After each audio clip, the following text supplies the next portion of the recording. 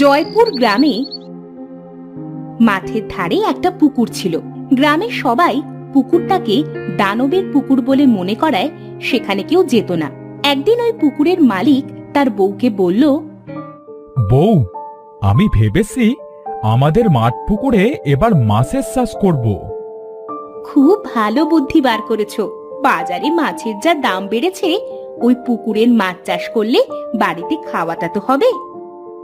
কিন্তু বউ, আমি তো ভয় পাচ্ছি।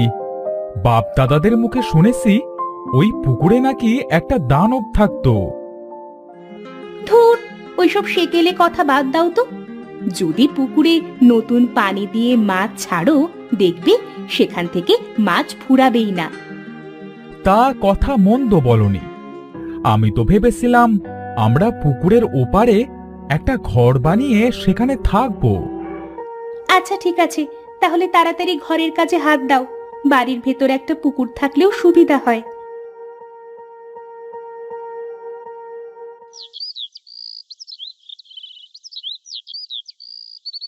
রানা তার কথা মতো পুকুরের ওপরে তাদের থাকার জন্য সুন্দর করে একটা বাড়ি বানিয়ে ফেলল। রানা তার পরিবার নিয়ে সেই বাড়িতে থাকতেও শুরু করলো। তাদের মেয়ে রেনু বলল, মা, আমাদের নতুন বাড়িটা খুব সুন্দর হয়েছে, আর বাড়ির সাথে পুকুরটাও বেশ মানিয়েছে বলো। হ্যাঁ মা, কাল আমাদের পুকুরে মাছ ছাড়বো, আর কিছুদিন পরে আমরা পুকুরের মাছ খেতে পারবো। কি মজা হবে, কি মজা হবে। পরের দিন রানা তার পুকুরে মাছ ছাড়লো। পুকুরে গ্রামের অনেকে গোসল করতে আসলো।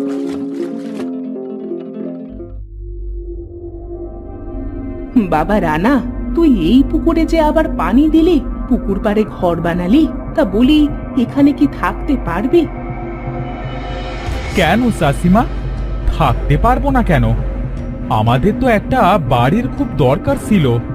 তাছাড়া এই পুকুরটাই বা আর কতদিন এভাবে পড়ে থাকবে? করেছিস যখন, সাবধানে থাকিস বাবা। শুনেছি তো পুকুরটা বেশ সুবিধার নয়। চাষিমা, তোমরা তো পাশে আসোই, আর প্রতিদিন তো পুকুরে গোসল করতে আসছো, তাহলে আর সমস্যা কোথায়? তা থাক বাবা, গোসল সেরে বাড়িতে ফিরতে হবে যে। তোর চাচা আবার খাবারের জন্য অপেক্ষা করবে।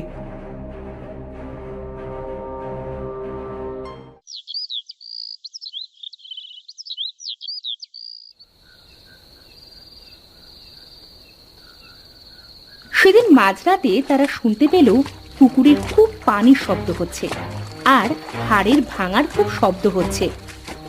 ও গো, শুনছো? পুকুরে কেন যে এত পানির শব্দ হচ্ছে বলো তো? আর তাছাড়া দেখো, মনে হচ্ছে কারো যেন হাড় চিবিয়ে খাচ্ছে। বউ, ঘুমিয়ে পড়ো তো। রাতে হওয়া কোনো শব্দে বেশি কান দিতে নেই। সেদিন রাতে তারা ঘুমিয়ে পড়ল।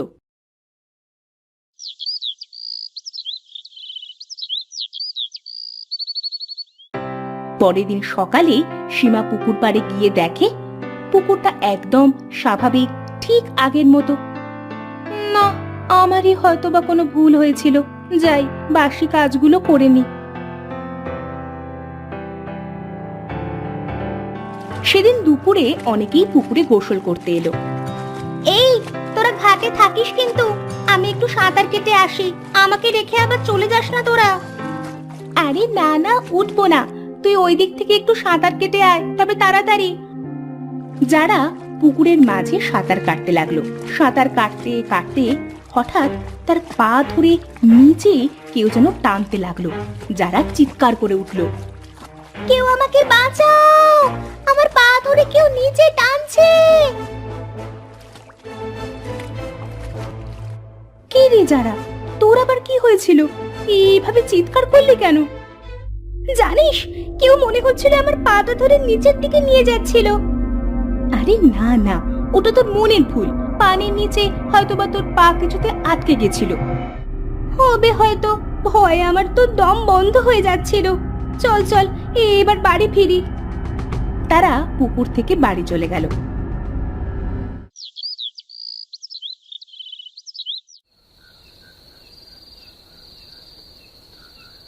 সেদিন রাতে সীমা পুকুরে আগের দিনের মতো সেই পানির আওয়াজ পাচ্ছিল, কিন্তু সেদিন সে তার চোখ বুজে পড়ে রইল। হঠাৎ তাদের মেয়ে রাতে জোরে একটা চিৎকার দিল। ওগো, তাড়াতাড়ি ওঠো, আমার মেয়েটা পাশের রুমে কান্না করছে। হ্যাঁ, তাড়াতাড়ি চলো। তারা দুজন রেনুর ঘরে গিয়ে দেখলো সে খাটের একপাশে গুটিসুটি দিয়ে বসে আছে। সীমা তাকে জড়িয়ে ধরে বলল, কি হয়েছে মা, এইভাবে চিৎকার করলি কেন? মা, জানলার ওই পাশে একটা বিশাল দানব এসে আমাকে ডাকছিল। সে বলল আমাকে নাকি খেয়ে ফেলবে। আরে পাগলি মেয়ে, তুই হয়তো বা কোনো খারাপ স্বপ্ন দেখেছিস। যা মা, আবার ঘুমিয়ে পড়। না বাবা, আমি কোনো স্বপ্ন দেখিনি, আমি সত্যি বলছি। এ বাড়িতে আমি আর থাকবো না বাবা। বউ, তুমি আজ মেয়েটার কাছেই ঘুমাও, হয়তোবা কোনো বাজে স্বপ্ন দেখেছে। সেদিন রাতে তারা মা মেয়ে সেই ঘরে ঘুমিয়ে গেল।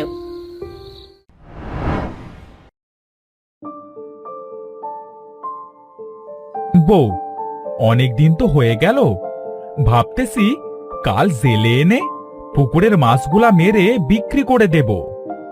তাই ভালো হবে, এতদিনে মনে হয় পুকুরের মাছ অনেক বড় হয়ে গেছে। হ্যাঁ, তা মনে হয় গেছে। কাল বড় মাছগুলা মেরে আবার পুকুরে ছোট মাছ ছাড়বো। পরের দিন জেলে আসলো তাদের পুকুরে মাছ মারার জন্য। জেলে সারা পুকুরে জাল ফেলে কোথাও একটা মাছও পেল না। অবশেষে জেলে বলল, ভাই, তোমার পুকুরে তো দেখছি একটাও মাছ নেই। আদেও কি তুমি পুকুরে মাছ ছেড়েছিলে নাকি?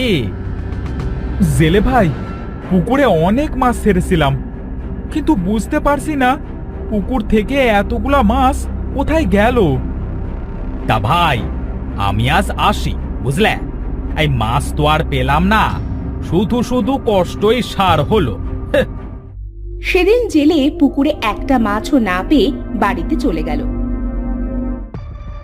পরের দিন রানা পুকুরে আবার অনেক মাছ ছাড়ল।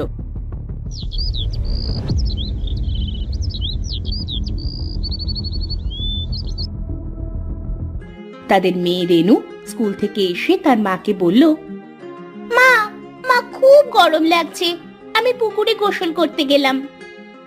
যা, তবে তাড়াতাড়ি ফিরিস, না হলে কিন্তু জ্বর হবে। আচ্ছা মা, আমি এই যাব আর এই আসব। রেনু গোসল করতে পুকুরে চলে গেল। সে গোসল করতে গিয়ে দেখলো তার পা ধরে কেউ যেন টানছে। সে জোরে একটা চিৎকার দিল। সাথে সাথে সীমা পুকুরে চলে এসে বলল, কি রে মা, তোর আবার কি হলো? এইভাবে চিৎকার করছিস কেন? মা, জানো, কি যেন আমার পা ধরে নিচে টেনে নিয়ে যাচ্ছিল। অনেক কষ্টে আমি উপরে উঠে এসেছি। ধুর পাগলি, হয়তোবা তোর পা কিছুতে আটকে গিয়েছিল। হঠাৎ তারা দেখলো পুকুরের মাঝের পানিতে ভীষণ বুদবুদ করছে, আর কারো যেন কালো চুল পানিতে ভেসে আছে। ওই দেখো মা, পানিতে কারো চুল দেখা যাচ্ছে। এবার বিশ্বাস হলো তো? কাল থেকে পুকুরে আর গোসল করতে আসিস না মা। তারা দুজন বাড়ি চলে গেল।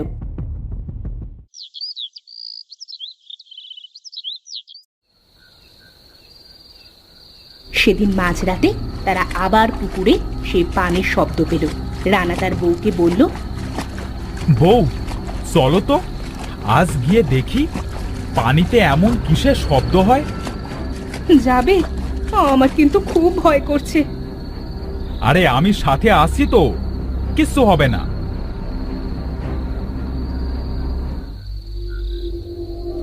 তারা দুজন পুকুর পাড়ে গিয়ে দেখলো পানিতে ভীষণ বড় একটা দানব পুকুর থেকে মাছ ধরে খাচ্ছে। ওগো, এবার বুঝলে তো পুকুর থেকে মাছ কোথায় যায়? আমাদের পুকুর থেকে আগের মাছও এই দানবে খেয়ে শেষ করেছে। হ্যাঁ বউ, বাপ দাদাদের কথাই ঠিক ছিল। এই মাঠ পুকুরে সত্যি দানব বাস করতো।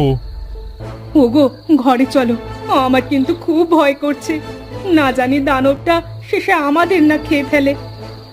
তারা দুজন বাড়ির দিকে যাওয়ার জন্য যেই পা বাড়ালো তখনই দানবটা তাদের বলল, এত সময় তোরা কি মন্ত্র পড়লি শুনি? ইয়ে মানে আমরা বলছিলাম যে আমরা তো গরিব মানুষ, আর এই গরিবের পুকুরের মাছ তোমার সব খাওয়া কি উচিত হলো? তুমি বলো। দানবের আবার উচিত আর অনুচিত বলে কোনো কথা আছে? হ্যাঁ, মাছ খাবো না তো কি তোদের খেয়ে বাঁচবো আমি? না না দানব ভাই, তুমি মাছই খাও, আমাদের খেতে হবে না, আমাদের ছেড়ে দাও, আমরা এবার বাড়ি যাই, আর তুমি পেট ভরে মাছ খাও। আচ্ছা ঠিক আছে, যা। তবে একটা কথা শুনে যা, কালকের ভেতরে আমার এই মাঠ পুকুরের কাছ থেকে তোরা চলে যাবি, না হলে শেষে কিন্তু তোদের আমি খেয়ে ফেলবো। আচ্ছা আচ্ছা, ঠিক আছে, আমরা চলে যাব। এখন আমরা আসি। সেদিন রাতে তারা বাড়ি ফিরে আসলো। সীমা তার স্বামীকে বলল, ওগো কালকের ভেতরেই আমাদের একটা তান্ত্রিকের কাছে যাওয়া উচিত, না হলে যে দানবটা আমাদেরই খেয়ে ফেলবে। হ্যাঁ বউ, কালকের ভেতরেই আমি একটা তান্ত্রিক আনবো।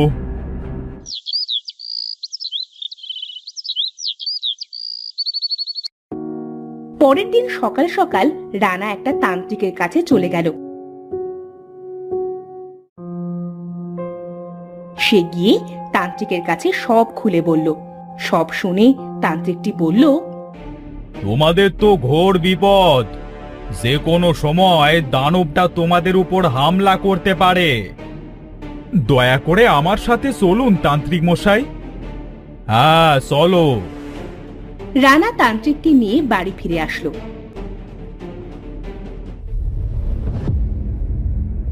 তারা সবাই তান্ত্রিকের সাথে পুকুর পাড়ে গেল। তখন তান্ত্রিকটা পুকুর পাড়ে গিয়ে মন্ত্র পড়া শুরু করলো। সাথে সাথেই দানবটা পুকুর থেকে উঠে আসলো। এই, কার এত বড় সাহস যে আমার উপর মন্ত্র পড়ে? আমি পড়েছি, কি করবি তুই? দাঁড়া, তোকে মজা দেখাচ্ছি।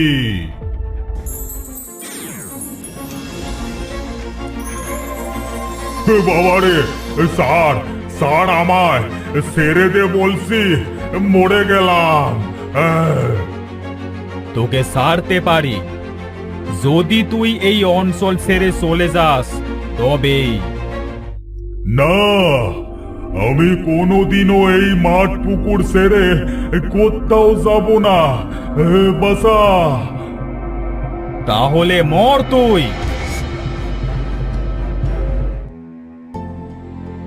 এবার তোমরা বিপদ মুক্ত।